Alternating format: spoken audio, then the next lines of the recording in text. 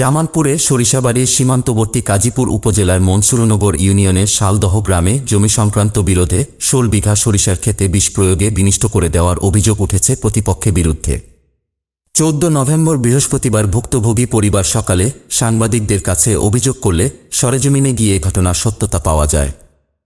ভুক্তভোগী ও অভিযোগ সূত্রে জানান, শালদহ গ্রামের মৃত আলম মণ্ডল ১৩৫৪ সাল হতে ৫৭ সাল পর্যন্ত জমিদার হতে ৭ একর ১৬% জমির খাজনা পরিশোধ করে দাখিলা গ্রহণ করেন। এর কয়েক বছর পর যমুনা নদীর ভাঙ্গনে বাড়িঘরসহ আবাদি জমিগুলো নদীগর্ভে চলে যায়।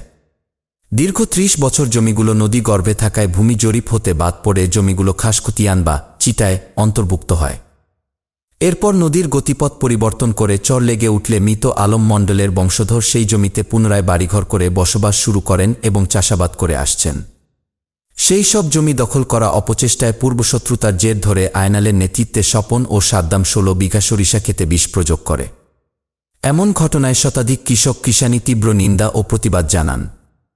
এ ঘটনায় অভিযুক্তরা বিষয়টি অস্বীকার করেন এবং তাদের মিথ্যা অভিযোগে ফাঁসানোর চেষ্টা করছেন বলে তারা দাবি করেন। এ বিষয়ে কাজীপুর উপজেলা কৃষি কর্মকর্তা কৃষিবিদ শরীফুল ইসলাম বলেন, এমন ঘটনার বিষয়ে তিনি অবগত নেই, তবে ঊর্ধ্বতনের সাথে কথা বলে পরিদর্শন করে ব্যবস্থা নেওয়া হবে। এ ব্যাপারে কাজীপুর থানার অফিসার ইনচার্জ নূরে আলম মিশন 90কে বলেন, এখনও কোনো অভিযোগ পাইনি, অভিযোগ পেলে তদন্ত করে আইনানুগ ব্যবস্থা নেওয়া হবে। মণ্ডলের নেতৃত্বে ওনার ভাইস্তা, ওনার ছেলে শাহিন, হানিফ, সাদ্দাম, তারপরে স্বপন, মাসুদ, বাচ্চু, ওরা ১০-১২ জন আইসে গতকাল আমাদের মিথ্যা একটা মামলায় জড়িত করছিল। আমরা সিরাজগঞ্জ কোর্টে হাজিরা দেওয়ার জন্য গেছি। তা আমার আনুমানিক ৭টার দিক দিয়ে আইসা আমার মেসাল ফল আগে আসছিল, কিন্তু ওনারা ধাওয়া করে সমস্ত জমিতে বিষ প্রয়োগ করে থিয়ে গেছে। বীজ দিছে সেই জন্য আমরা দাঁড়াচ্ছি। আমার পুরা বীজ দিছে, আমরা বীজ যখন দিছে তখন আমরা এসে দিই যে বীজ দিতেছে, দিলে হারা আমরা কাছে তোমরা বীজ দাও, ওরা গালাগালি হয়ে মহামি আমরা মেসাল মানুষ আর কি কম। আমাদের বাপ দাদারা প্রায় ১০০ বছরের উপরে যাবৎ খেয়ে আসছে, আমরা খাচ্ছিলাম। হঠাৎ তারা মাঝখানে আমাদের এখানে ধানের ফসল বাধা দিয়েছে। অনেক ধান হইতো, আমাদের এই ফ্যামিলি চলতো, সেই ধান বাদ দিয়েছে। তারপর আমরা সরষা ছিটাই, তারপরে তারা আমাদের মিথ্যা মামলা, আমার নামে 2টা মিথ্যা মামলা দিছে, দেওয়ার পরে হুমকি দুমকি। এরপরে এই যে গতকাল আমরা হাজিরা দিতে গেছিলাম, তারপরে তারা এই ক্ষেত্রে আমরা শুনছি বিষ স্প্রে করছে।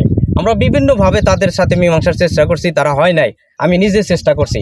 এজন্য সাংবাদিক ভাই ও বোনেদের মাধ্যমে আমি এই প্রশাসনের কাছে এর সূক্ষ্ম বিচার, সুন্দর বিচার চাই, যে এই ফসলগুলো যে নষ্ট করলো, এই হক রাষ্ট্রের এবং দেশের হক নষ্ট করলো, এই ফসল নষ্ট করলো, এই জন্যে সাংবাদিকদের ভাইয়ের মাধ্যমে আমি প্রশাসনের কাছে এর সুন্দর সূক্ষ্ম বিচার চাই। জামালপুর প্রতিনিধি স্বপন মাহমুদের পাঠানো তথ্যচিত্রে ডেস্ক রিপোর্ট, মিশন 90।